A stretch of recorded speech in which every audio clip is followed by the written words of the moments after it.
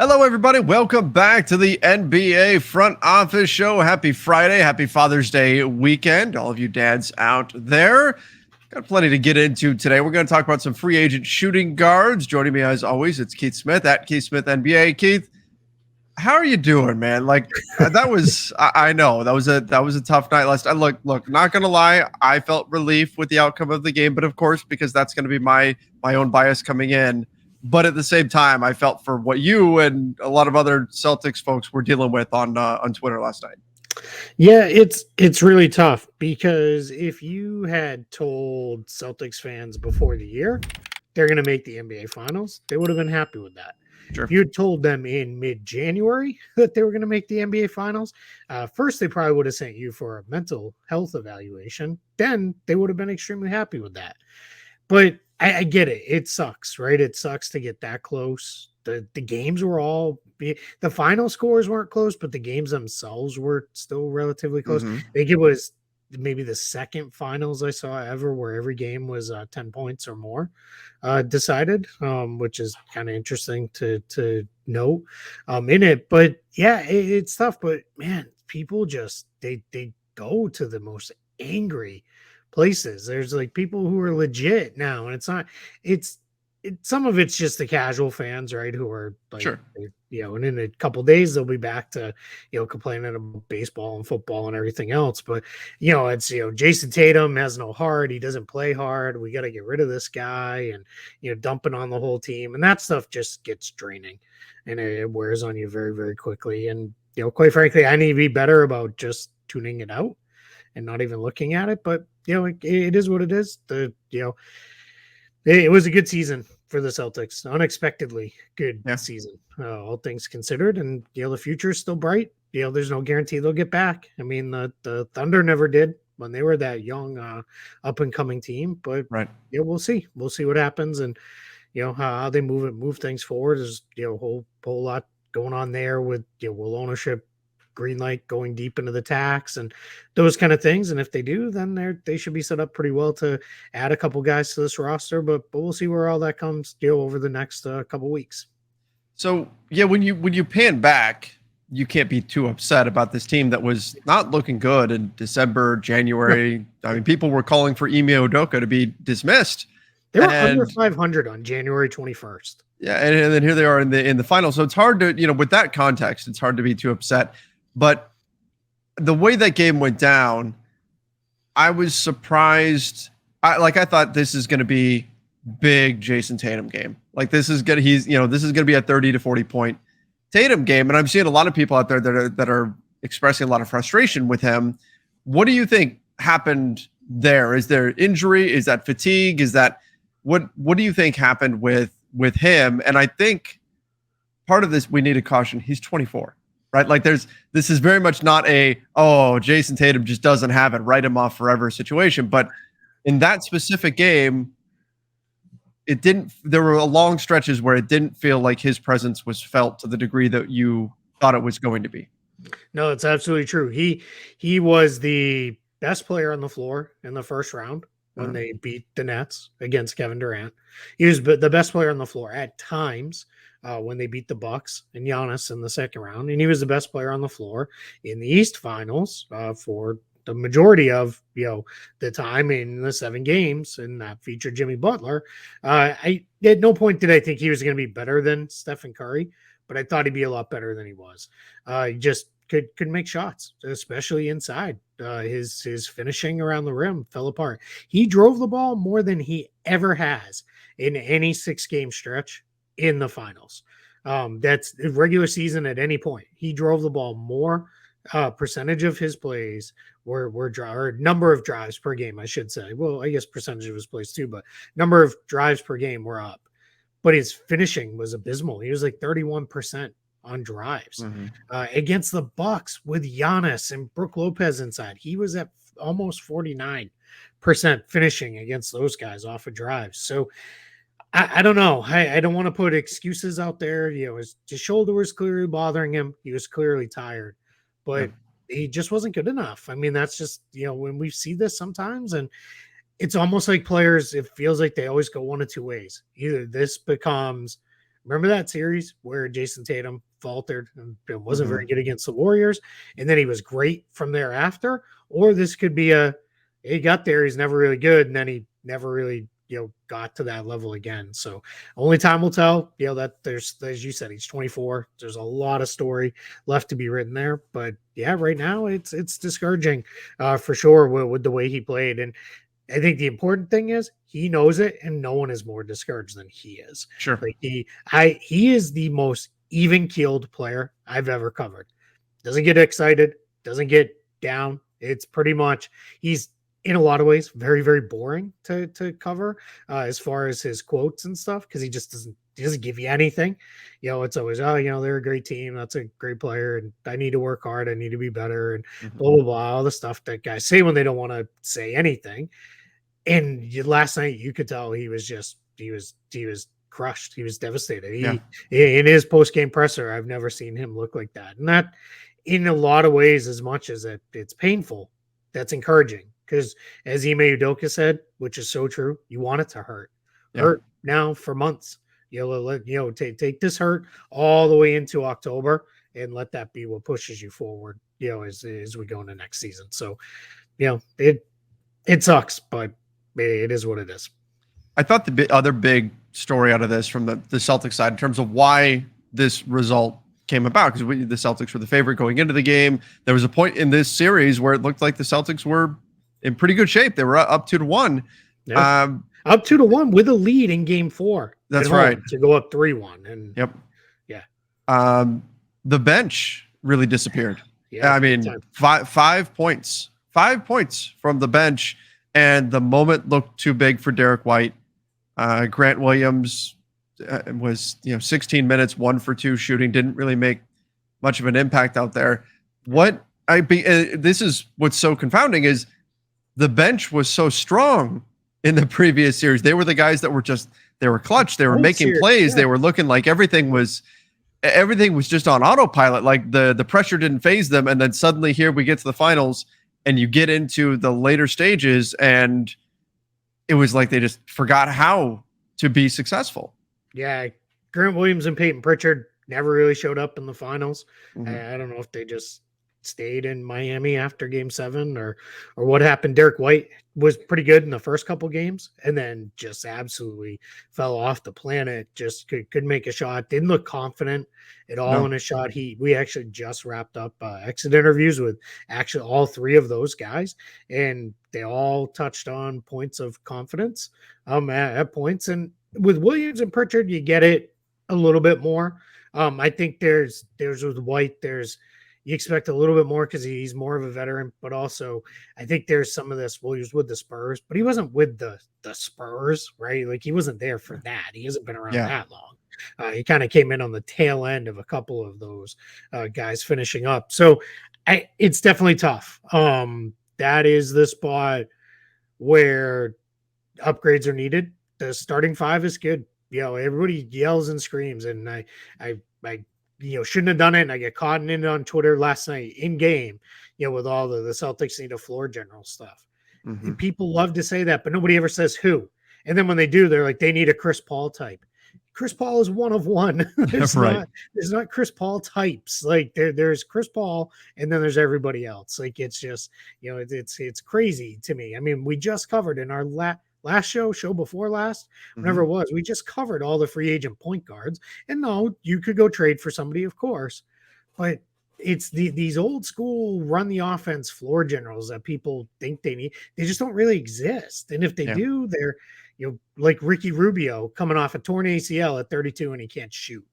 So is Ricky Rubio going to be playable in the end of a playoff game? Like, where are we going with that? Like that's what's tough. So as I look at everything this team needs, I'm going to say this, not that there couldn't be improvements. Marcus Smart is not a top 10 point guard. I'm not being stupid, but to get reasonable improvements, I don't know that you're going to upgrade much on the starting 5, but you can add bench guys. In order to do that, they're going to have to be pretty expensive. They're going to have to go deep into the tax. They have a $17 million trade exception that they can use. They will have the taxpayer MLE they can use. You can go get players with those. Really round out your rotation and be ready to go. Because of how poor the free agent class is, both of those are really nice tools, right? Especially the taxpayer mid-level. Because I've been saying it about the Lakers. That's kind of their only tool this summer, but it's a good one because it has good spending power because there's not a lot of cap space around the league. So you should be able to pick off a pretty useful player.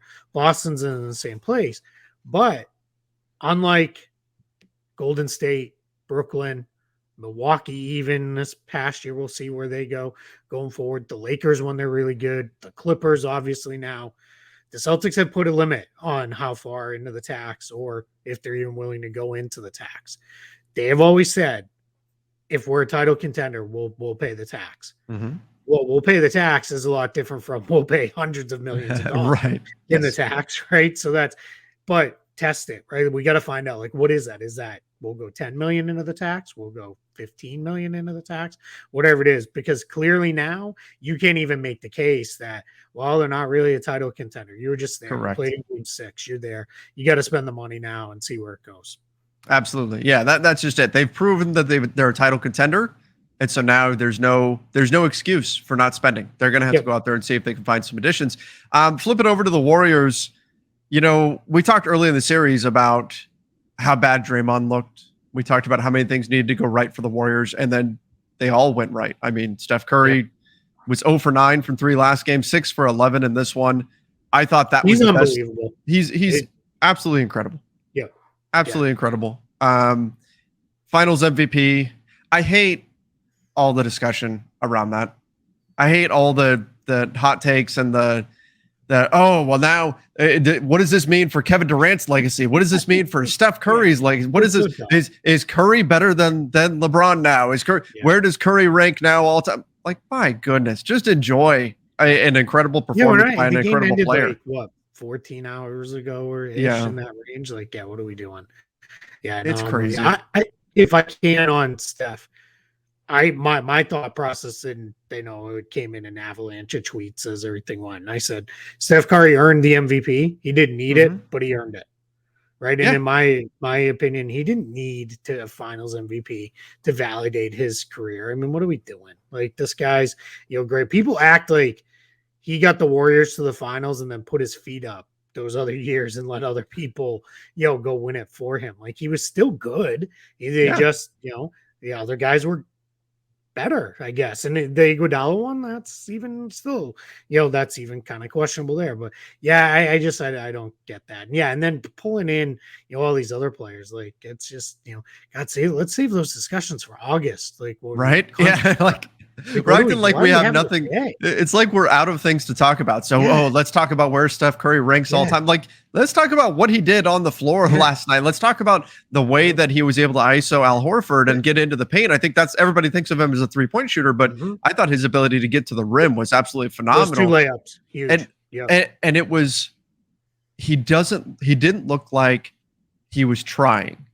By that I mean, like, he did it at his own pace, at his own speed. It wasn't like John Morant goes flying at the basket and he has his own style and everything and all of that. Like, that's great.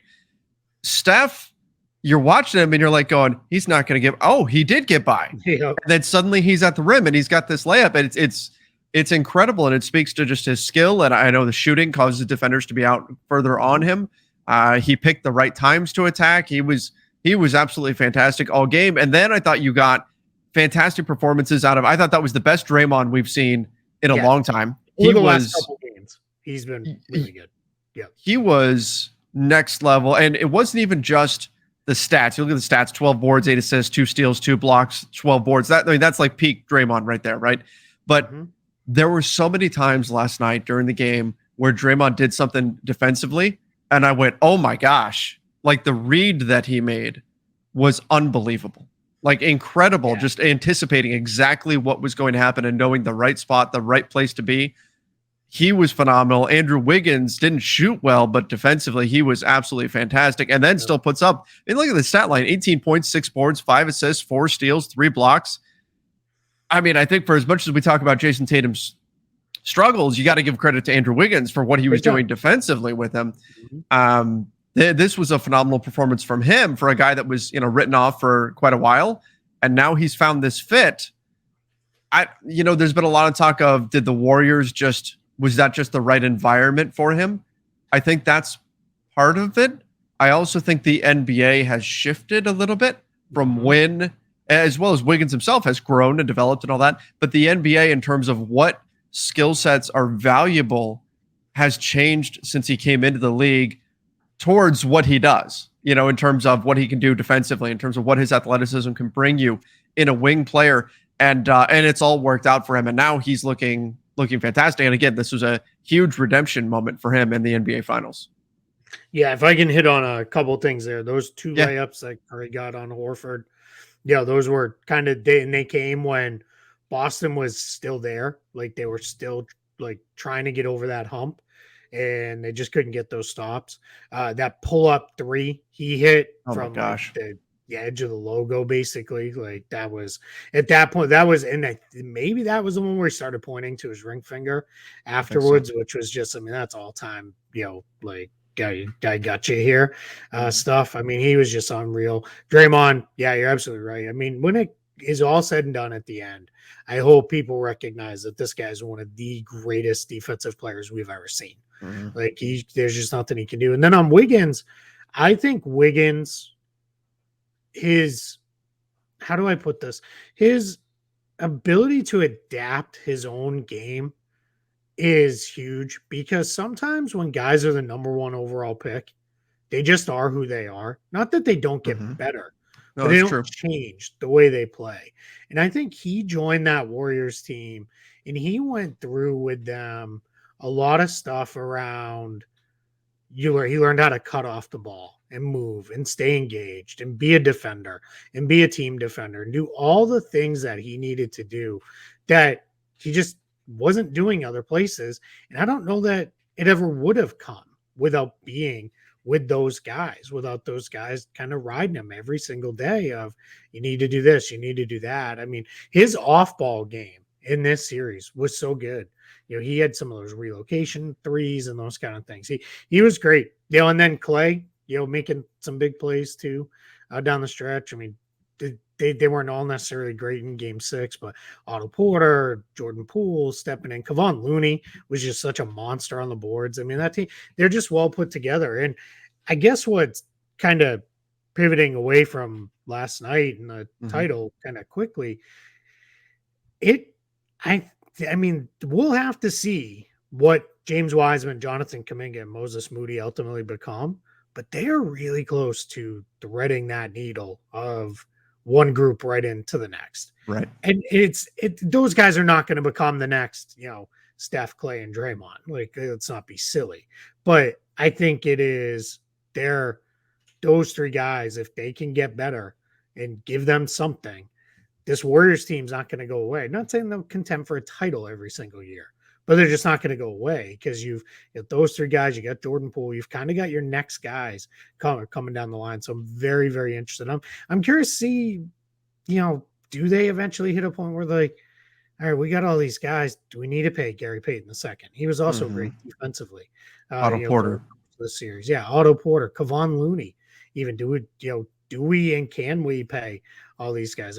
Basically right now they're printing money, so I guess they can. But at some point, everybody, I continue to believe everybody but Steve Ballmer has an upper bounds to, what they're willing to pay. But we haven't found it for the Warriors yet. Maybe there isn't one. Maybe they will just keep paying guys and keep churning. Yeah, it's certainly possible. When you're winning championships, that's going to be the expectation, is that you keep it rolling. Yep. So we'll see what they do there. Last thing, and then I know we need to get into our free agent shooting guards. Klay Thompson. Two devastating injuries. Yeah. To come back and get to where he was. There've been a few stories out about him and about the toll it took. The loneliness, rehabbing for that long and being away from your team. That's not easy. And so this is big for him to come all the way back. And even though he didn't shoot that great in the last game, I thought he had a good series. And for him to battle all the way back, I think that's huge, personally, as well as organizationally for the team, but personally for him to battle back from those two injuries and then find himself back on the top of the mountain. That's a pretty incredible story. And I fully understand sports hate and hate are two very different things. Yeah. Right. Where there's people we say we hate, right? Like I know for you, like you hate the Celtics, right? But Sure. like that's a, I would hope that's not a real thing, right? Like I would hope if, you saw a Celtic in the street and needed help, you would help, right? I Oh, know no, that, no, no, no. Yeah. right? It's Like when we sports. were doing Yeah. our live show last night and when Jaylen Brown went down, and it looked like at first there was a Yeah. moment where he Seriously. reached and he grabbed the back of his leg by Yeah. his heel. And I went, Thought the oh, same my thing. stomach dropped. I went, Mhm. oh my gosh. Because even look, I don't want to see the Celtics win and all that because of the Yeah. Lakers and all that kind of I don't want to see anybody hurt. Yeah. Certainly. I don't care if they're a Celtic Clipper, doesn't matter. Yes, yeah, that's very much the case. And I guess with Klay too, it's hard to even find anybody who sports hates Klay, right? Like there are some, but those people I think are just generally miserable people who hate everything. Mm-hmm. I think with Klay, if you can't be happy for him above all else, like it's like then please unsubscribe and don't watch our show anymore because you're just not a good person, right? Like it's just everything he went through. The guy's just and he hit on the loneliness, the times when he said multiple times just me and Wiseman down there in the G League, and then he talked about how and they had those G League guys beating the crap out of me every day, and I just wanted to get back. And they talked about how and then I would go home, work out, do my thing, and go home because the team was on the road for 2 years of that. Like that is, that's you think of he's made a ton of money. He won championships. He could have just said, I'm done. He could have very easily said, you know what, it's been a good run. I'm done. But he just kept working and got back. And, super happy for him, above probably everybody. I'm happy for Steph too, because, I just think it's, not that he didn't need it, but it's, anytime a guy can shut up more people, like great, Yes. Quiet them all down. But yeah, all around, final thoughts on the season. I know you hated it. I think multiple times have said it's the worst NBA season ever. Yes, indeed. But, for the it was the worst Lakers season in history. Sure. I think quite frankly, I'm a little sad the Celtics didn't really put the nail on that coffin. Understandable. Understandable. But it's I mean, all around though, I think this was a super fun season. We saw some young guys really step forward. I thought the playoff games themselves weren't great, especially in the last couple rounds. Yeah. Like we had so many blowouts. So that was early games were good. Early rounds were a blast. Absolutely. Like that Celtics Nets series felt like everyone, they know they didn't, but I feel like they all came down to the last minute or two. Even though that one was a sweep, like it was just kind of a weird playoffs, but all around, I think, I was asked this earlier today. I think the league's in great shape.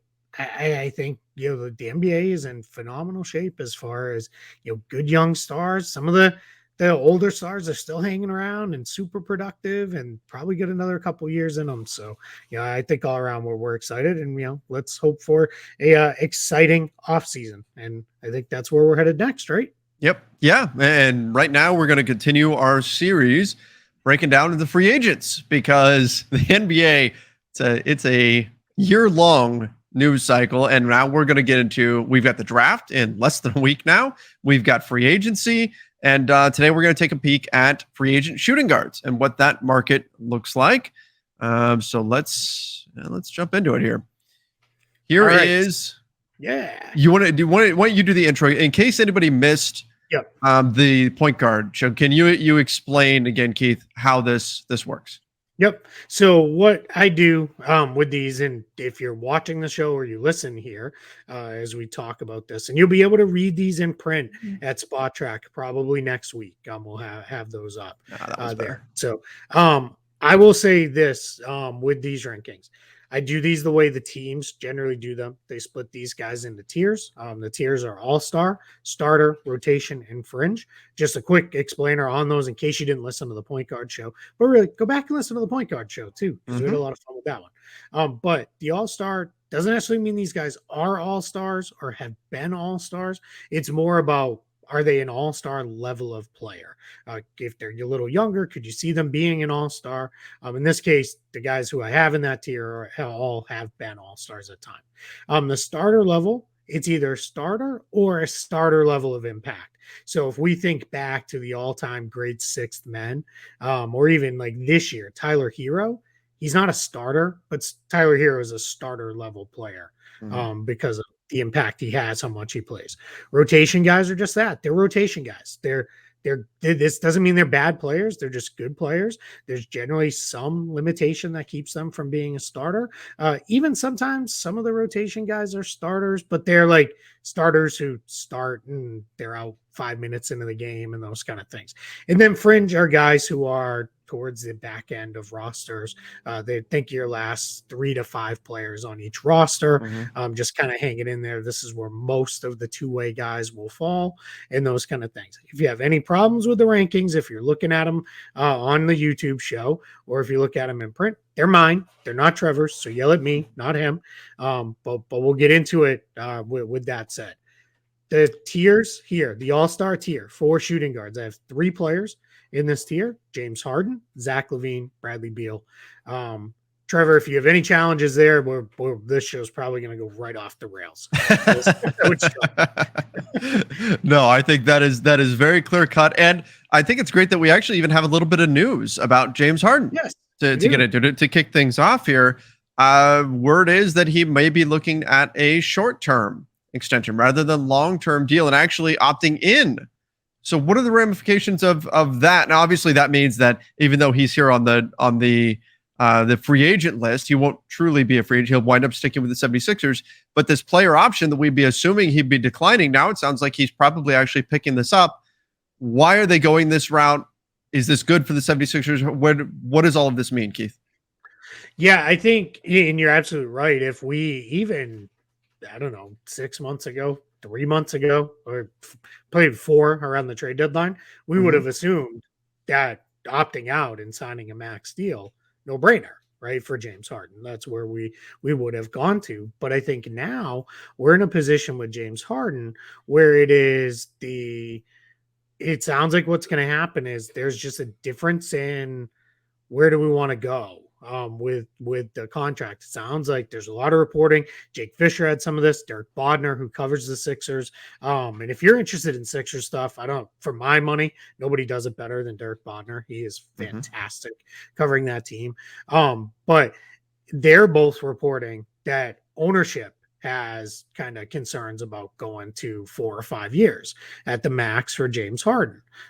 If Harden was willing to take $10 million a year at the max, they'd do it without it, or at the 5-year maximum length. Of course he'd do it, right? And they would do it. They'd be happy. So, but it's 5 years and $60 million in year 5. That's where they're balking. So what we're going to see him do, it sounds like, is he's going to opt in for next season. Then off of that, he's going to add 2 years in an extension.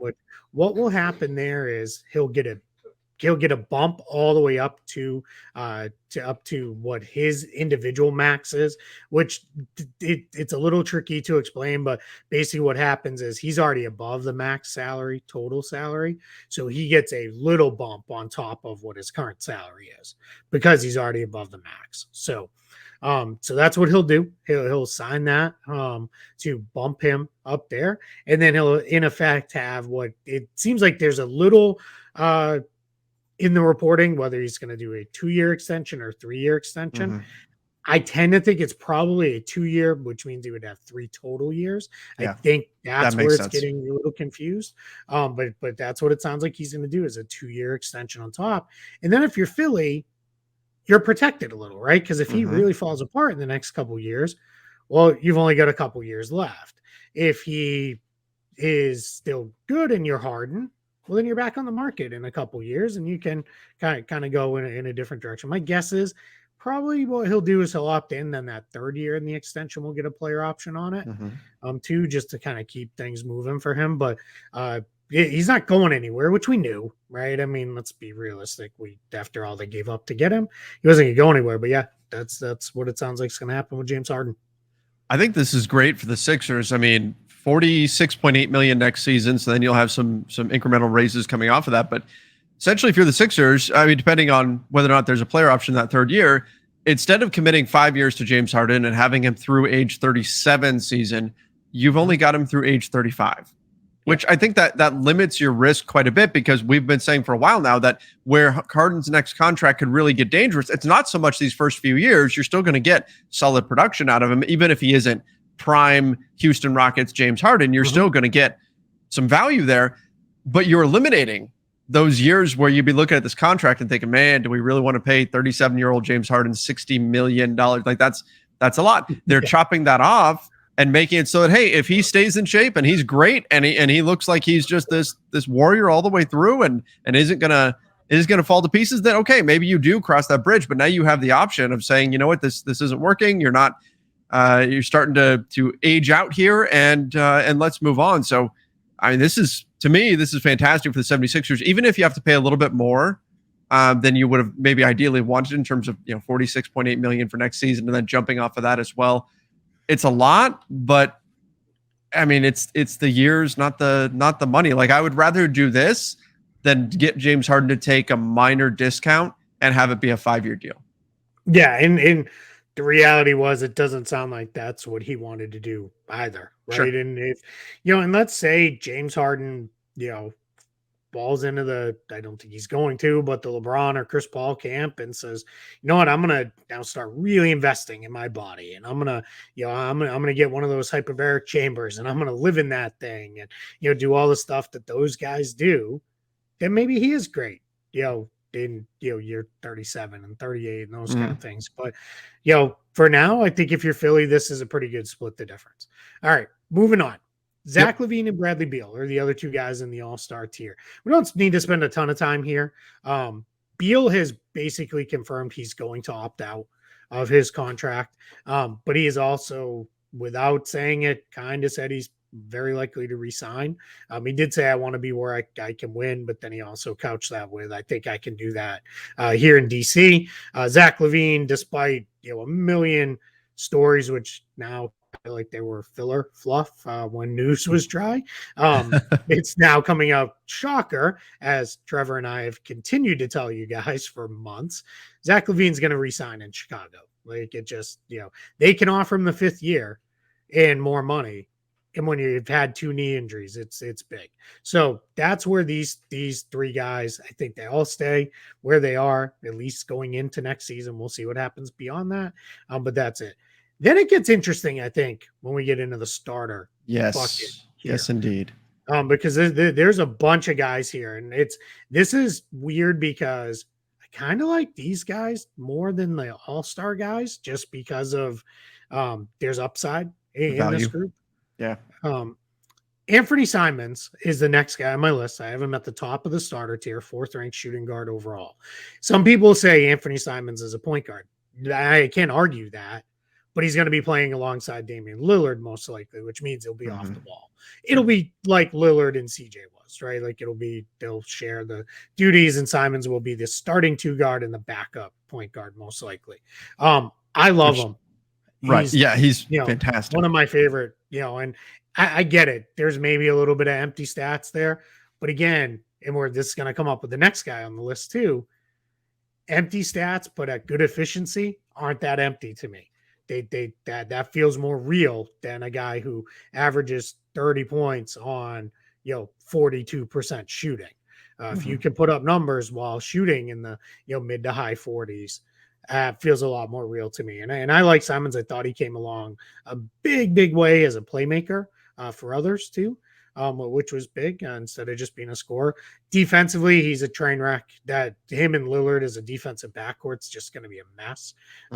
That's going to be must watch TV because they're going to do crazy stuff, and the teams playing them are probably going to put up big numbers. But it is what it is. I can't imagine Portland lets him get away. Take advantage of fantasy players going against Portland, particularly guards. And then you move to Colin Sexton. You and I have both been fans of his, particularly with the efficiency, like you were talking about with Anthony Simons. Do we think he's staying? They just keep, restricted. It seemed, back in the trade deadline, there was a lot of talk about the Cavs moving him. And now it feels like it's shifted the other way to where we're hearing more rumblings about them keeping him. But again, with him being a restricted free agent, that it's possible that's just being put out there to kind of, scare away any suitors. But it feels like now we're on track for Colin Sexton to stick around at least until the trade deadline when rumors start to spike up again. Sure. Yeah, I think the Rubio injury helps him sticking around a little bit more. We talked about this. Rubio's in the point guard group, obviously. In the major assumption around the NBA is that he's probably going to go back to Cleveland. But I think they've got room for Sexton, and then you kind of let it sort itself out as we get into around the trade deadline when Rubio will be back, because then you could have Garland, Okoro, Sexton, Rubio, Karis LeVert, and you're kind of dealing from a position of strength at that point. Even if you don't get Rubio back, you're still in pretty good shape. If those are kind of your four guards, that's pretty good guard depth, and that should get you through, what you need. Sexton and LeVert, I don't know how much they can play together, because that's a lot. Two guys who want to shoot quite a bit on the same unit, but you sort through that. But yeah, I'm a big Colin Sexton fan. I do wonder if maybe one of the teams with cap space, if they fall short other places and he's kind of still floating out there. Let's say it's like July 5th or 6th as the moratorium's kind of expiring and most teams they've already reached their agreements and he's still sitting out there and they're sitting on 20 million in cap space. Do you say, we'll throw it at Colin Sexton and at least force the Cavs to make a decision? And maybe that's where that one plays out. Next, look, another restricted free agent. We'll stick with it. Lou Dort of the Oklahoma City Thunder. This is getting a little odd with this one. This one felt like a guarantee that his team option would be declined to make him a restricted free agent. Right. We talked about that. The Thunder would control the process. Now we're starting to hear Lou Dort's name being mentioned in trade talks, which would mean they'd have to pick up that option. We're starting to hear maybe the Thunder don't want to put let's say he's going to make $15 million average annual value salary. Feels about rightish for him. That the Thunder don't want to carry that into a couple years from now when Kemba Walker comes off the books and they'll have a bunch of cap space potentially. So this one's starting to get a little odd. So I think if you had asked me even a month ago, I would have said it was 90-10 that they would decline this team option, make him a restricted free agent and get him re-signed. Now I'm thinking it's maybe more 40-60 that's the way it goes, I don't swing like that much on changes. Like I don't drop my percentages to thought process very often, but there's just something weird going on with that whole situation. We talk about all the time, reading between the lines, who benefits. I'm having a tough time thinking of who benefits from that. Like from that getting out it doesn't seem like there's really. Does that then mean that this is more likely to just be the truth? Yeah. I don't. Yeah, it doesn't help anybody really. Yeah. Unless it is, hey, we'll pick him. We'll pick up the option and put him in a trade. But that's just a known thing anyway. Like that's not a thing. So yeah, I'm really curious to see. All right, 3 more guys in the starter tier. Again, we said this cards. Pretty thin group here. This is going to repeat. Spoiler alert: when we get to the small forwards, power forwards, and centers is actually super deep. Center's not bad, but the other, oh boy, it's thin. The other two they're worse than this. So if you think this is bad, I have Gary Harris next on the list. Small forward. It's just going to be a tumbleweed as our graphic, and that's going to be it. Yeah, kind of. It's like a tumbleweed around the Martin twins. And spoiler there too. I love those two guys. Gary Harris is the next guy on my list. I think he kind of became forgotten because he spent the year in Orlando. Had a pretty good year in Orlando. Seemed like he maybe got a shot back together a little bit as the year went along. He's not going to be back with the Magic, barring something really weird happening. It's not where they're going as a team. Somebody's going to get a really good value in Gary Harris. And he's a guy, I think, for it feels like 15, 16 teams, you either plug him in as your starting 2 guard, or he comes in as your kind of number 1 wing off the bench, and you're set, and you just move forward. I've always been a big Gary Harris fan. What do you think he goes for out of the market? Probably the MLE. I think he's going to get the full MLE from somebody. There is slight potential, maybe the Magic do a sign and trade that maybe you could get him 12, 13 million a year. And that's how he pluses up his salary a little bit from a team.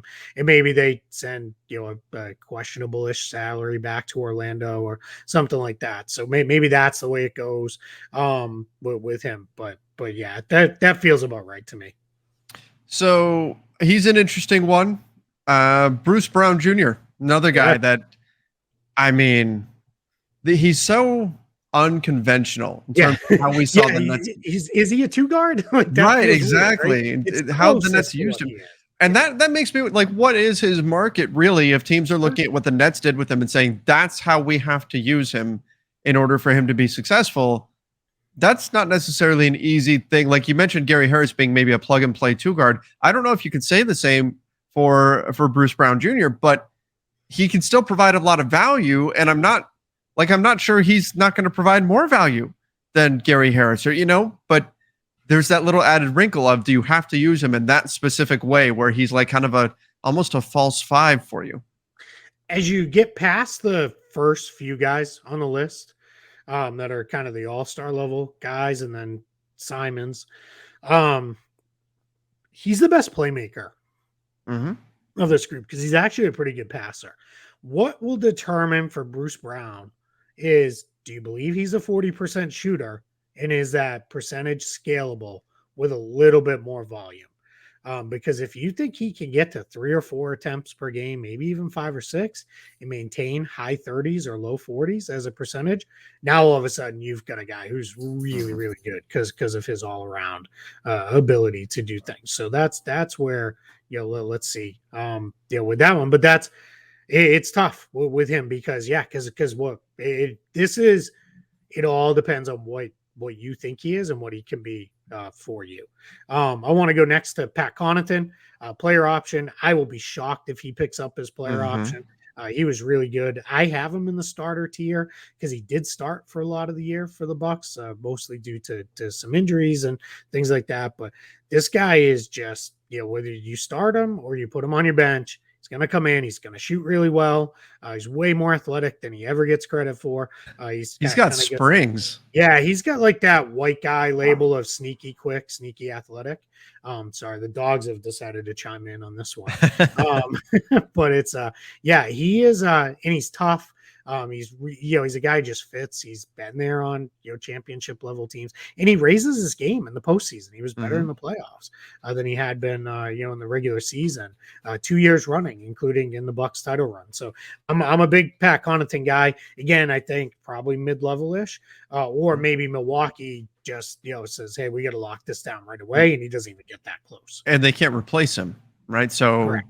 There's going to be some incentive. Like, it wouldn't shock me if we see like a Robert Covington style deal for Pat Connaughton, where the Bucks just look at it and say, you know what, we don't want to deal with this guy hitting the market. Let's get this done, even if it means we have to give him, maybe he's an MLE guy, and the Bucks give him 11 or give him 12. Yeah, you know what I mean? Exactly. Something like that. Exactly. Yeah. Hey, another team will give you, the MLE.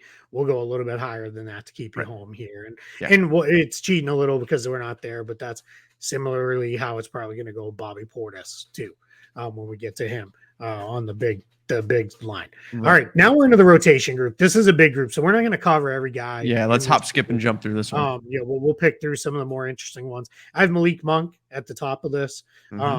I think Malik Monk is probably one of the most likely guys in this group to bump into that starting tier if he hits the right team. But Malik Monk is now as close to, I think, kind of locking into that instant offense off your bench guy. Great shooter. I thought he made strides as far as being able to do stuff beyond just shooting, but making some shots off the dribble and those kind of things. I don't know about you, but I think he was maybe arguably the brightest spot for the Lakers this season. I thought one of them was, one of the best players that they had, but by the end of the year. So I've got him at the top of the group. Again, either the MLE or a chunk of the MLE probably for Malik Monk. Yeah, agreed. I think that's what we're going to see for him. He's going to have some opportunities out there, and he has that ready-made role. Yeah. At his best, he's probably your sixth man off the bench, your microwave scorer that can come in and get a bucket for you, or get multiple buckets, get hot. That's him, and he's been great. He revived his career in LA last season, and I think he's gonna get paid this summer. And I think, unfortunately for the Lakers, that's what's probably going to have him somewhere else because they're just so limited in what they could pay him. He's talked a lot about wanting to come back, but I mean, if a team comes along and says mid-level exception, and the Lakers are saying taxpayer mid-level exception, that's the problem. If what you could see happen there is if there's a wink and a nod of take the taxpayer, 1+1. When we've got early bird rights, we'll take care of you next year. But you have to have a lot of faith in, where's the team going? What are we going to look like in a year? All that sort of stuff. I know we said jump and skip around, but I do want to touch on Victor Oladipo because, got back by the end of the year. Was looking pretty good. Looked pretty good in the playoffs. My guess is probably stays in Miami and kind of repays that loyalty of, they paid him a couple $1 million to rehab on the company dime most of last year. So, we'll see where that goes. A couple restricted guys that are interesting. Lonnie Walker, the fourth out of San Antonio, Dante DiVincenzo with the Kings. DiVincenzo is not happy with the Kings. I don't know if we talked about this or not, but he feels like the Kings kind of did him dirty, and he missed out on the starter criteria and the higher qualifying offer because they didn't start him, and he didn't get a ton of minutes after the trade. So he's not real thrilled with that one. So that could turn into an ugly situation there pretty quickly with that. Yeah. Would the Kings be willing, if he's upset enough, do you think the Kings would be willing to just let him go? I don't know about just letting them walk, but I think that could turn into okay, you got a decent offer somewhere else. Let's turn it into a sign and trade, and we'll sort through and get something out of it. Walker, I wanted to put him higher, and I messed around with him a lot on the rankings. And I had him higher at points, and then I knocked him back down, and then I had him lower and put him back up. And ultimately, I was like, this is just where it feels right. I really like his game. It's just, I don't know. He screams, though, if he could get somewhere and get a bigger, more consistent role, maybe he could be a breakout guy. Then it kind of becomes the veteran pit of woe a little bit. Wesley Matthews, good bounce back year. He's 3-D, but he doesn't offer anything else. But, if you want to put him in your rotation, you're probably going to be okay. He did all right for Milwaukee. Joe Ingles would have been higher on this, but we don't know at all what's going to happen with him after the torn ACL. Injury, if he was coming off a healthy season, he'd be up around probably 6 or 7 on the list. Do you think he's like, we've talked about Ricky Rubio going back to the Cavs after injury? Do you think Joe Ingles lands back with Utah? I kind of think that's maybe the way it goes. And to be clear too, why that's allowed, because sometimes people get confused, but he got traded. I thought it's a year, not if your contract expires. That's only if you're waived. His contract expired. I tend to think yes, unless they make major roster changes where it's like, hey, we're kicking off a completely different iteration. Then maybe just goes and catches on somewhere with a team that will say something like, hey, you can spend the whole year basically rehabbing, and then we'll get you back at the very end and go. What are the odds that he sees the Jazz new jerseys and just says, I'm out? No, I want no part of this. Aren't those awful?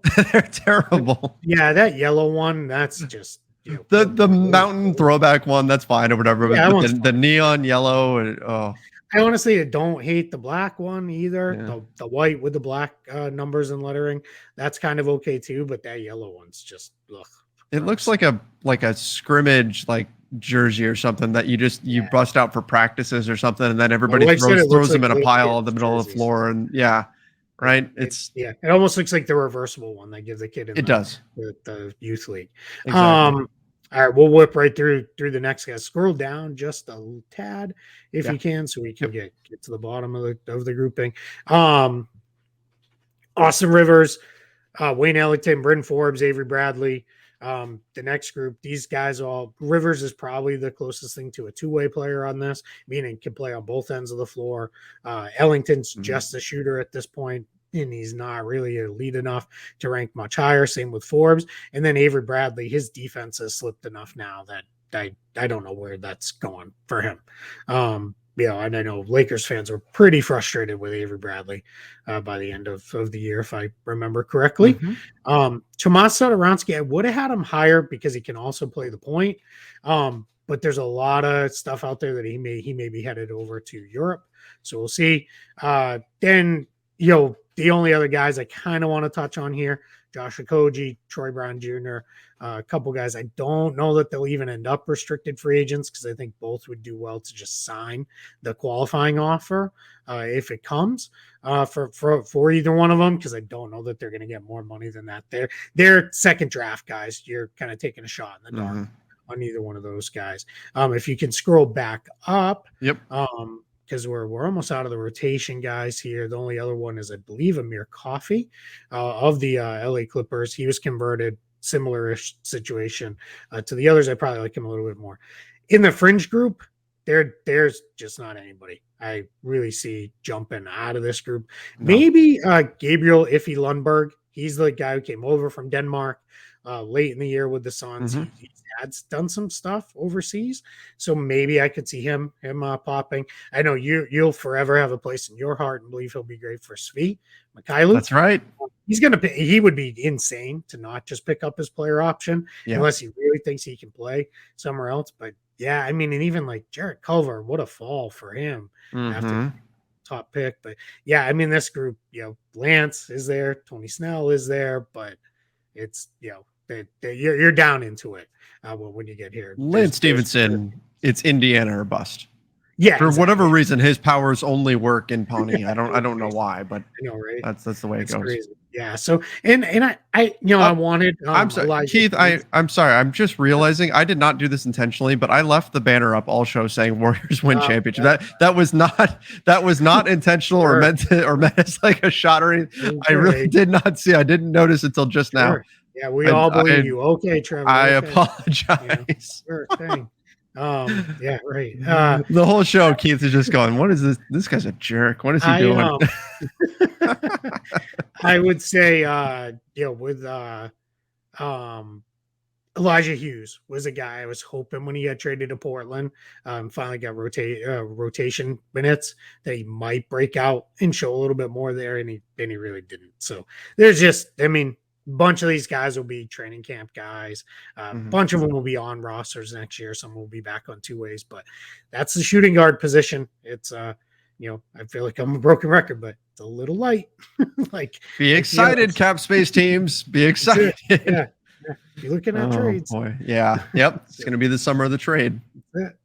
Well, Keith, it didn't happen. I was so excited. Like, I'm waiting. I built a new breaking news drop, and we didn't get any. And there wasn't any. The whole show, I've been like kind of keeping a corner of my eye on Twitter just to see if anything happens. Nothing, which means it's going to happen right after we finish this. But it is there.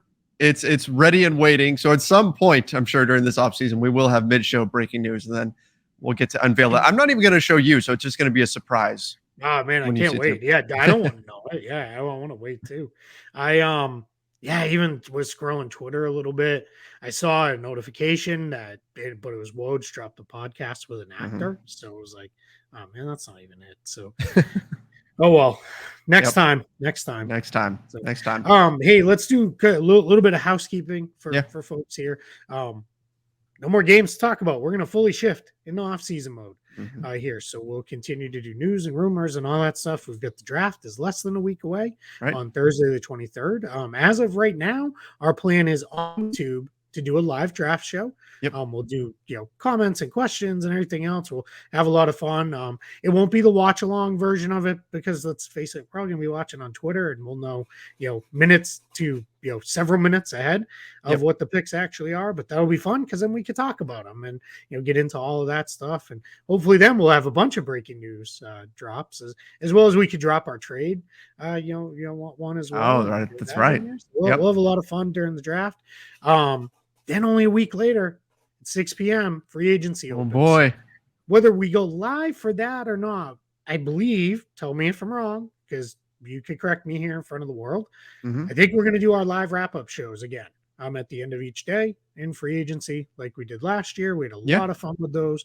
Those are good for the first 3-4 days of free agency when most of the action happens. Those tend to be pretty late at night. But you also get Punchy Keith and Punchy Trevor. That's right. We're awfully tired, and who knows what we might say. So but we have a lot of fun with those too. There was one day last year when I think I had done, it was like high single digit. It was like 8 or 9 different videos already for the Lakers Nation side, and then we did our live show, and I was like on autopilot for the entire show. I remember because it was the day that they signed like 14 dudes to that's right. Contracts. And I remember texting with you throughout the day, and by the end, I think I was just sending you laughing emojis, not at the signings, but just like there's another one, right? Like it was great. So yeah, I thought it was I do remember that because I remember by the time you got onto the live show, you were pretty well talked out. But hey, as we all know, I like to talk more than enough for the two of us, so it works out pretty good. It's going to be a lot of fun. I can't wait. This is again, we talk about this all the time, but like when people who aren't in the basketball business talk to us, they always say, "Oh, well, isn't it great getting your summers off?" My mom did it today. My mom said, "So the Celtics season is over. Do you get a little bit of a break?" And I was like, "No, I'm busier than ever." This means things ramp up now that the season ends. That's what happens.